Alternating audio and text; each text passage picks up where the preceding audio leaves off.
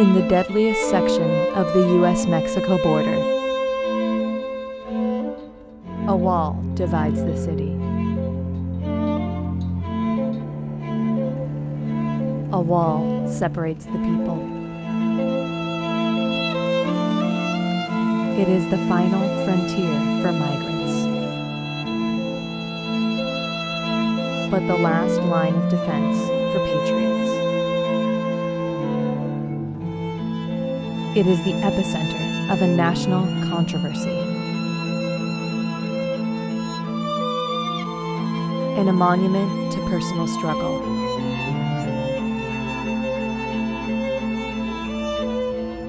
An incentive for a better life. This is the Tucson sector of the U.S.-Mexico border.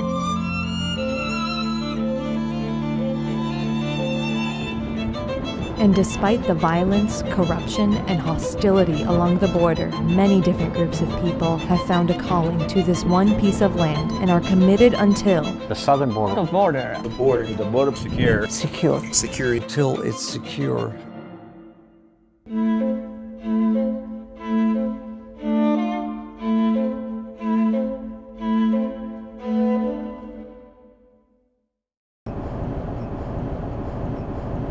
Our border now is more safe today than it's ever been. We've always been known as one of the busiest sectors throughout, in the country. But today is more safer than we have ever been, and a lot of that is attributed, to the proper mixture of personnel, infrastructure, and technology. One thing that people don't realize here is most people look at the border and they think that the border is consumed of all fencing. Like I told you, we're responsible in Tucson State for a total of 262 linear miles of border. But of those 262 linear miles, 210 of those miles have some type of pedestrian-style fencing. The remaining 52 miles are basically miles that are consumed of different obstructions from the earth, whether it's mountainous terrain or hilltop areas. It's clear to some people that there's a lot of ground to cover in sufficiently securing this section of the border. This is why different groups of Americans want to help in the securing efforts. The southern border will not be secure until we have a Israeli-style dual fence, 16 feet high each fence, from San Diego, California to Brownsville, Texas. Gilchrist, president of the Minutemen Project, has been in and out of the media spotlight since 2004, spreading his call to action. The sole goal, being a former newspaper journalist, was to do something that would bring national attention to an issue that the Minuteman Project felt was critical to our survival as a civilized society. Gilchrist's Minutemen Project is not the only group striving to aid the border security, and they probably aren't the most integrated either. Basically, at the height of Fast and Furious 2 years ago, when I sit on the top of my roof, I have a good vantage point of the whole area. And I get out my binoculars and I scan everything, and I watched a van drive within 100 yards of the fence, and it was 100 yards east of a customs station.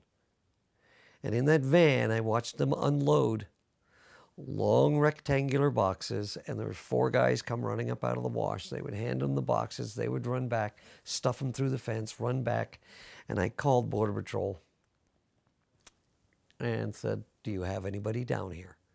"No, not right now. What do you got?" I said, "I'm watching a van load of guns being stuffed through the fence within 100 yards of the customs." "What color is the van?" I said, "Do you have anybody down here?" "No, we don't." And I said, "Then what difference does it make what color the van is? Because by the time you get here, it's going to be an empty van. And there is no crime in an empty van. It's happening right now. I've watched guns go through the fence. And the thing is, customs can't leave their concrete pad. They have no jurisdiction off of that piece of concrete, even though they were only 100 yards away. And I sat and watched.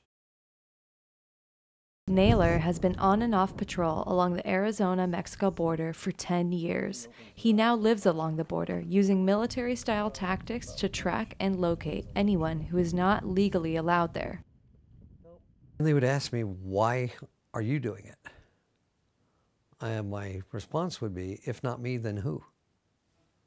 And the question is, why, not why am I doing it? Why aren't you doing something about it? They're under the impression that it's not affecting them yet. So most people won't do anything until it's at their front door. Well, it hit my front door, I guess, a lot sooner than it hit everybody else's front door. And so I thought I'd go stand at the front door and tell them, sorry, we're full, no vacancies. You just pop down, you see that slope at the very top with the one bush on the rock? He stuck his face up over that. Right side or left side? Left side, right by the bush. Oh, the big bush that pops up? Mm-hmm. I was in the Marine Corps, 0311 infantry.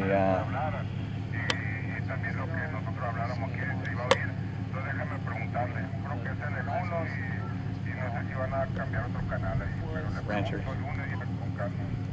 We pick up a lot of their traffic on the south side. Yeah, I did infantry in the Marine Corps, and once I got out of there, I joined the National Guard here, military police. But most of the Border Patrol guys, they're not allowed to use scanners. You have to be scanner certified in order to check one out. So if you're monitoring without being authorized to, you're violating their Fourth Amendment rights. How that works, I don't know, but that's what they say. So usually when we have our scanners running, they'll hang out with us and listen. We sat out here for 6 hours one night with a group of them, agents, and they were listening to everything. They're going, all right, well, they're going to push 6 through over here. So they listening to it, and sure enough, they zip over there, and okay, we got the 6. Oh, they're pushing 4 more over here, and they zip over there, and they grab the 4. And then, was it last week? We're sitting there, and there was an agent coming by. We're going, hey, you guys are over by this area over here, going after these 4 mules. He goes, yeah. He goes, well, they're telling them to head east because the agents are on the west side. So the agent would radio the other agents and go, hey, they're heading east because they know you're on the west side. So the agents would go around to the east side, and he goes, okay, now they're telling them I can skirt back to the... So they kept getting in front of him, and the scout on the other side was going, how in the hell are they doing this? Oh, it's very frustrating. Our boys in green, they do a phenomenal job down here. They really do. I get a lot of respect for the ground agents. And my frustration stems from their inability to do their job the way it should be done. And it's not for a lack of, I don't know, gumption to do it. It's their hands are tied. You know, we have these awesome towers that only work to a degree. You know, they can't check out scanners unless they've gone through a class. Their hands are tied, and because of that, their ability to do the job is very limited, and it's frustrating because a lot of what we do is what they should be able to do. So it falls on us when it should be them in the first place. Any groups like that of the public that, or any kind of like border militia groups of that sort that may decide to try to take border security in their own hands, it does not affect the Border Patrol with our operation, what we do. Because like we tell them, our agents go through extensive type of training in a lot of different areas in terms of firearms, in terms of defensive tactics, in terms of area orientation, in terms of driving, in terms of laws that we learn. Even in the Spanish language that we use and we'll learn. Our agents go through a lot of different areas of training to do the job that we do. All of these civilians who go down there know what the rule is. The rule is that you observe, but you avoid contact. Let law enforcement make the contact. You just observe for them and do the spotting for them. We differ from Border Patrol because Border Patrol will leave the dope in that location, then bring the guys out and leave somebody with it. And then they'll go back in and they'll carry the dope out. But because we're civilians, if we did that, they could say, oh, see, you were trying to steal the dope. So what we do is we make them put the dope back on their backs and carry it out and bring it to Border Patrol.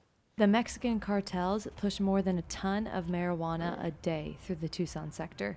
Here you kind of can see this is basically like a simulated bundle. A popular cartel tactic is forcing young men to carry about 40 to 70-pound bundles of marijuana on their backs in small groups throughout the day and night. There's a lot of individuals that we apprehend that are involved with these transnational criminal organizations that are involved with smuggling organizations that are smuggling people or have been caught or possibly smuggling narcotics. So every one individual that we come there does not come here with good intents. We've apprehended individuals with, like say, ones that may have reported to have good intents, and also some of those people that may tell you in the field, I'm just coming for work. Then we run their record checks. Man, they've been affiliated with this type of criminal organization on the south side. They may be narcotic smugglers. So we see that quite often and quite constantly here throughout Tucson Sector with individuals we apprehend. Naylor patrols a section of the desert known for its high drug traffic and treacherous terrain. However, he has never fired his weapon. They might have been on the Mexican side, barely. The reason they use the black ones is because it doesn't reflect. Whereas if you use like the ones sold here in the sunlight, they look like a glow stick in the daylight. You can see them for miles. So they use the black ones. That's pretty new. Label's not even old. Sun bleaches them out pretty quick here. Another water bottle in the bush. See, they don't care. They just trash everything. I mean, all it is just plastic everywhere, you know?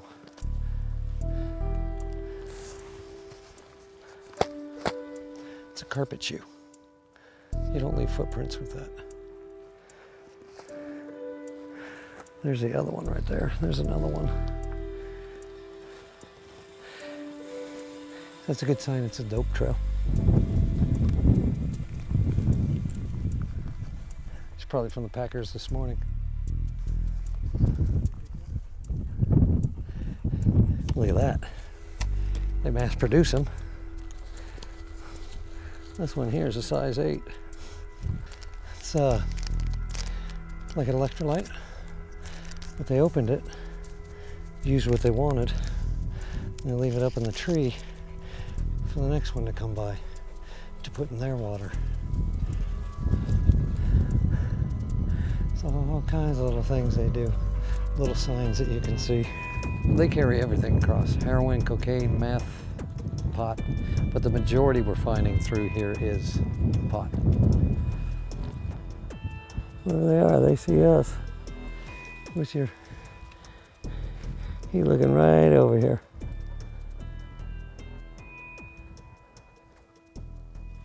Well, those are they're Mexican cowboys for the ranch on this side, but sometimes we've seen them out here before talking to the bad guys. 001, Charlie 01, you got a copy? Probably not. See, that's another thing. If you're out here, you're on your fucking own. Because radio's too many mountains.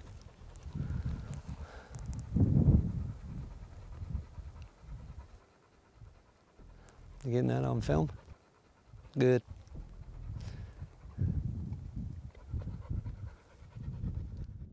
While Naylor is dedicated to keeping the land safe, some people are trying to keep the migrants safe. Several years ago at the No More Deaths tent in Nogales, 625 people were returned the particular morning that we were there.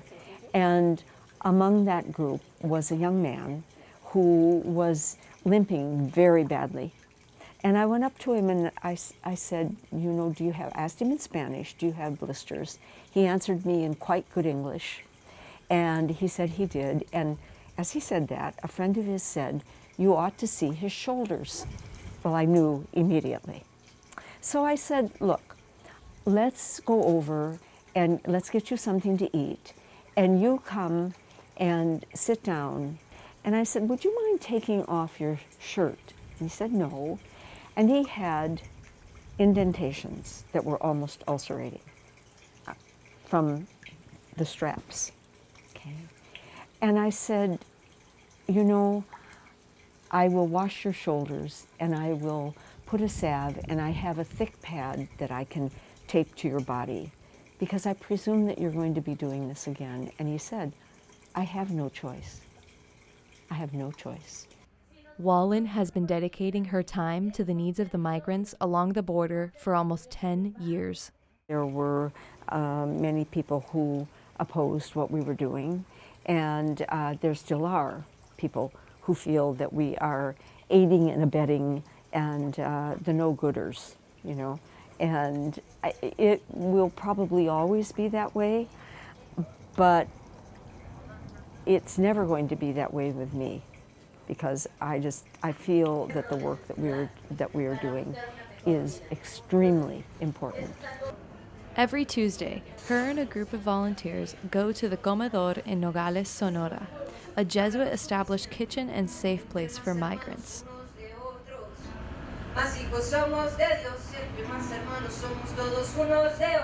Located just seconds past the Mariposa port of entry, this comedor feeds anywhere from 30 to 100 people twice a day, and these individuals come for many different reasons.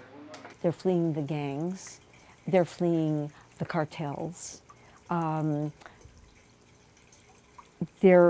Many of them, I'm sure, have been threatened. I mean, just like the people there today, many of them said to me that they had been threatened by gangs in Nogales. My brother, my sister. Do they know where you are? Do they know that you're here? We say to the migrants that don't get up here and try to see if I can see the border, I can see the line, where can I cross, because they're watching them. Domingos que pienso meterme por aquí, pero me han dicho que hay mafia y todo eso, pero por aquí no recomendamos que crucen. Gracias a Dios hace un mes que yo me metí por aquí con 3 personas y no vimos a nadie. No vieron a nadie. No vimos a nadie y por eso yo me vine, me estoy pensando meter por ahí. Many of them have family in the United States. Many of them have been deported, and they feel, obviously, not unlike any of us, they feel the need to get back to their families, and that's their focus. I'm going to try again Sunday. This Sunday. From where? From here. From here? Yeah. I already got some information about it. Do you have someone who's helping you? Oh, yeah. I've been in America since I'm 17. My kids are there, you know, and it's not easy for me to start over in my country because I don't know a clue about my country because I left since I was very young, you know. Pues aquí no hay suficiente trabajo para que uno pueda curar a un niño que está enfermo, por ejemplo, porque mi niño tiene plomo. Entonces lo detectaron eso, yo no sabía aquí si tenía eso. Pero llegó allá, sí, lo llevó mi hermana al doctor y dijeron que tenía eso. Y no sé si ese es el plomo, es que digamos, le afecta más o no sé, no le he preguntado a mi hermana, pero pues por queriendo cruzar es por su bien de él, porque yo soy madre soltera, no tengo a nadie, tengo que trabajar por mí. Many migrant mothers send their children to the U.S. without knowing when they will be reunited, hoping it is the best option. Me siento por él muy mal y a ver que no puedo hacer nada porque por las 3 deportaciones que me hicieron no pueden darme ni permiso para que yo vuelva. Por eso me regreso.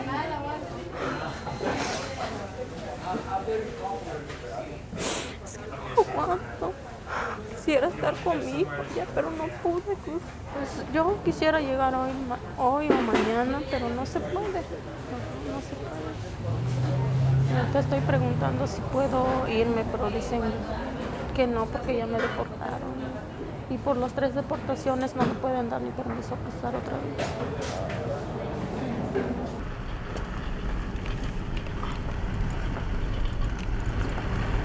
519-141, 519-141.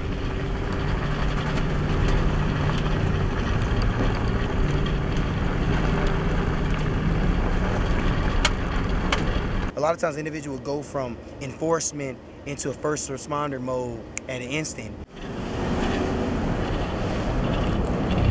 Hopefully, you guys can at least get him on top of the fence. You gotta see him. He threw his bag over. You guys got him on top of him?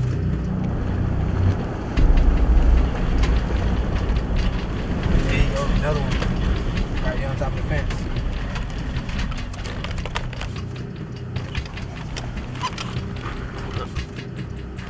You got him there? 1530-222. Individual here obviously waiting now. See, and you see how they climb? See how they climb up and over the fence, you see him?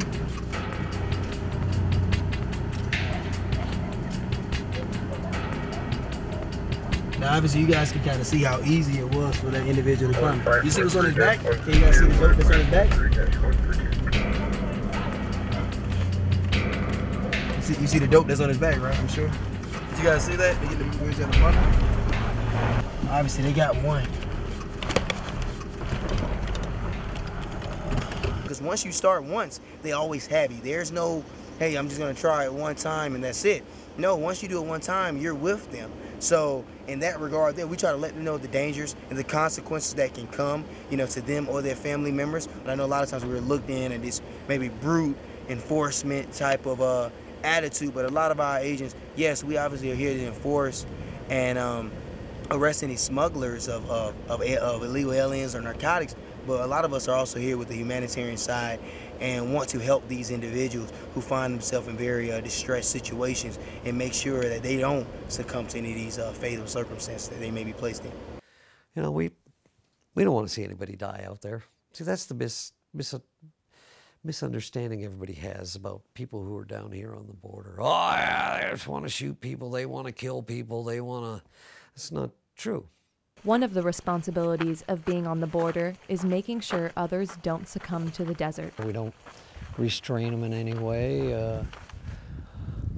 We just make sure they're okay before we head them out.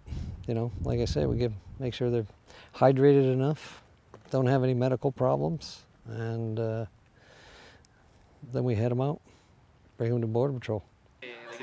The Tucson sector has the highest number of migrant deaths in the country. But most people in the communities around the border, even around the country, don't understand how this happens.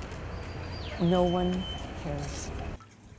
No one cares. There are people in this community that don't know that people are dying 5 minutes from here. They don't have any idea. They have blinders on.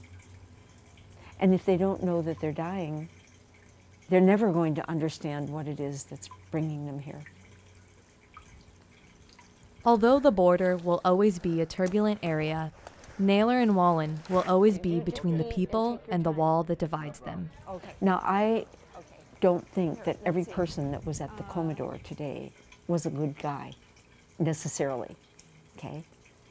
But what I know about them, in looking at them, is that their life is one struggle after the other. And it's not going to hurt me to go to a person and put my arm around them. It's not going to hurt me to take their hand. In fact, it does more damage to me if I don't do that.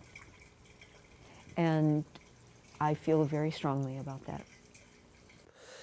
I came across a family here, and they were only in a quarter mile. And they had their little boy with them, and he was crying and everything else. I looked at the guy, I go, "You understand English, right?" And he says, "Yeah." I says, "Look, dude, you're only in a quarter mile. I'll give you 5 minutes before I call Border Patrol. Take your family and get back over the fence." And so he turned and took his family back. So until it's secure, and I feel that it's secure, I'll be down here. Yet migrants will always try to fight through this desert as long as they see hope in this country. I actually, I have got to bless these people for the kind of help they are giving, you know. because without these people in the way, man, we would have died. Not just me, all these people that you see around here. Y a ver si esto le llega al corazón al presidente para que los que tienen sus hijos allá enfermos, que les dé un permiso, tan siquiera que puedan entrar, para que los niños puedan tener lo que es cariño de una madre, porque por ejemplo mi hijo no tiene a nadie, solamente a mí.